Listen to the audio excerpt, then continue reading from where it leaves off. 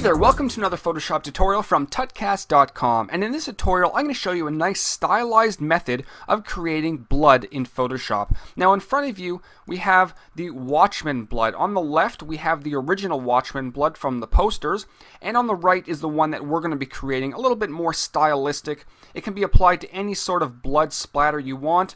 I'm going to be showing you the layer styles that I'm going to be adding, and if you want to follow along with this tutorial as best as possible, head over to tutcast.com/watchmen where you can download the PSD file which I've included for you. In the PSD file, I have included the blood splatter shape and two optional layers, as you can see here, which I will discuss in a few minutes. So let's begin. We're going to start by accessing our Layer Styles dialog box by going to Layer, Layer Style, and then we're going to start with Bevel and Emboss. And I'm going to take you through the settings that I used for this example, but depending on the size and shape of your blood splatter, if you do create a custom one, you may have to adjust the settings to get the desired effect. So let's begin. We're going to start with the default inner bevel. Keep it at smooth, depth is at 100, direction is up. For the size, we're going to set it to 8, and for soften, we're going to set a value of 10. Now heading down to the shading area, we're going to set the angle to -70 and the altitude to 30. You'll probably see 120 and 30 as default. Set it to -70 and 30. The gloss contour we're going to set to the fourth option, which is the Cove option. We're going to set the highlight mode to overlay. Make sure it's at white and 100% opacity. Shadow mode, we're going to keep it at multiply, and the opacity is going to be set down to around 30%. Now on the left hand side we're going to head up to inner shadow. This we're going to set to linear burn right over here.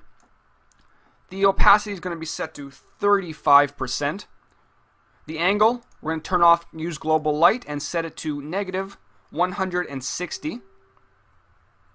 Just like that. The distance is going to be 8. 0 for choke, and the size will be 21. Now down here under contour, we're going to set it to the second option, which is cone. There we go. And if we move this over, we can see it's starting to take shape, but we have a few other things to do. We're going to head to inner glow, and we're going to add a nice inner glow to our layer. We're going to change the blend mode to overlay, make sure it's at 100%, and change the color to white. Just like that.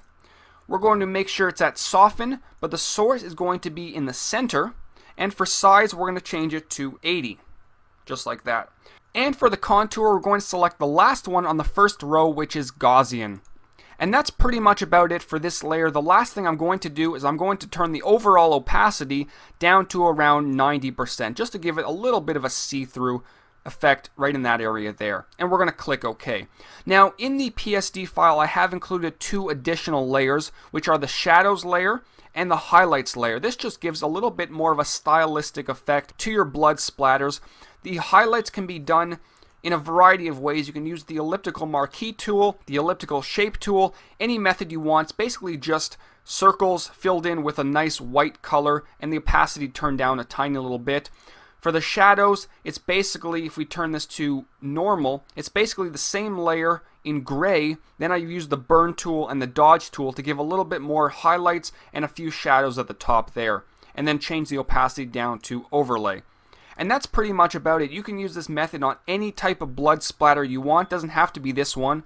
But again, depending on the size and shape of your blood splatter, you may have to adjust the layer style settings a little bit to get that desired effect. So I hope you learned something from this tutorial. Make sure to head over to tutcast.com/watchmen if you want to download this PSD file. And until next time, this is Howard from tutcast.com. Take care.